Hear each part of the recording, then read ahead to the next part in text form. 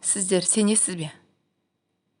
Адам бір ай демалыстан келгенде өз пәтерінде бөтен адамдардың тұрғанын көрсе, мен дәл сол жағдайға тап болдым, деп бір оқырманым маған жазыпты.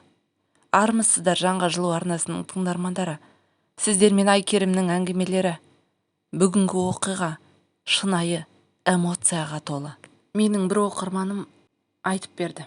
Оның күйеуі жылдар бойы бір келіншекпен сөйлесіп қана қоймай, тіпті отбасы құрған екен. Ал нағыз әйелі екеуінде бала жоқ. Екінші отбасында 3 жасар қызы бар болып шықты. Бұл хабарды естігенде мен ештеңе айтпай, тек кетіп қалдым. Себебі біздің арамызда еш нәрсе ұстап тұрған жоқ еді. Тек пәтер. Ол пәтер менікі, өйткені ол әкем мен анамнан қалған еді. Жолдасымның киімдерін чемоданға салып, хат қалдырып кеттім. Ішімде көп сыр бар еді, айта алмай жүрген. Сол сырларды параққа жазып кетуді жөн көрдім. Жазғандарым менің көңіл күйім, реніш, бірақ ешқандай айыптау емес. Содан кейін бір шешім қабылдадым. Стамбулға билет алып, бір айға өзімді алдап, демалып келемін деп ойладым. Сол бір ай ішінде өзіммен күрестім. Кішігірім ішкі эмоциямды түсіндім. Өзімді тыңдадым, өзімді сыйладым. Бір айдан кейін үйіме кірсем, алдымнан бір бала үні шықты. Жүгіріп келіп, маған қарап қалды. Мен шок болып тұрып қалдым. Сенесіз бе? Бұрынғы күйеуім мен кеткен соң, сол отбасын менің пәтеріме әкеліп қойыпты. Сіз мұндай бассыздықты көрдіңіз бе? Қалай айтуға болатынын білмеймін. Мен сол жерде сілейіп қалдым. Бұрынғы жолдасым жоқ, есесіне қазіргі әйелі шығып тұр. Және аяғы ауыр екен. Мен айғай салдым, даусымды сабырлы емес, қатты шықты. Сен кімсің? Дедім. Кет бұл үйден, бұл менің үйім. Сол сәтте бұрынғы күйеуім кіріп келді. Оның көзі сасып, үнсіз қалды. Маған қарап тұрып, сен хат қалдырдың ғой, мен ойлағам, сен енді келмейді шығарсың деп. Сол кезде мен бәлкім бірінші рет шығар, бар даусыммен айғайладым. Дармайет, арам тамақ, дедім.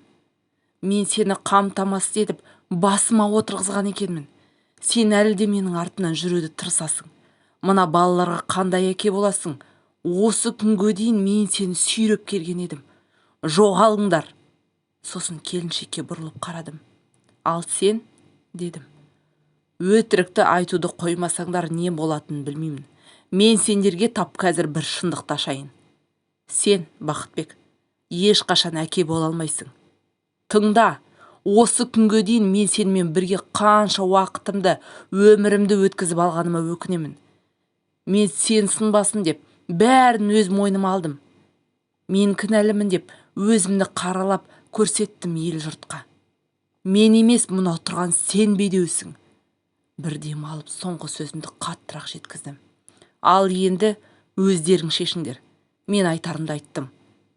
Кім кімді алдаса, енді менің шаруам жоқ. Терең дем алып, соңғы рет өз-өзіме серт бердім. Есіңде болсын, өзіңді ешқашан біреу үшін құрбан етпе. Сен өзіңде жалғызсың. Сен біреу үшін емес, мына тұрған өзің үшін өмір сүруің керек. Егер бұл әңгіме сізге әсер етсе, лайк басуды ұмытпаңыз. Ал енді сізге сұрақ. Егер сіз бұл жағдайға ұқсас, немесе осындай жағдайға тап болсаңыз, қандай әрекет етер едіңіз? Сіз болмаса құрбыңыз, немесе бір жақын адамыңыз осындай жағдайда болса, қандай кеңес берер едіңіз? Өз ойларыңызбен бөлісіңіз. Сіздердің әр хаттарыңыз, әр пікірлеріңіз оқылады. Арнамызға қосылуды ұмытпаңыз. Бұл жерде тек шынайы өмірден алынған әңгімелер айтылады.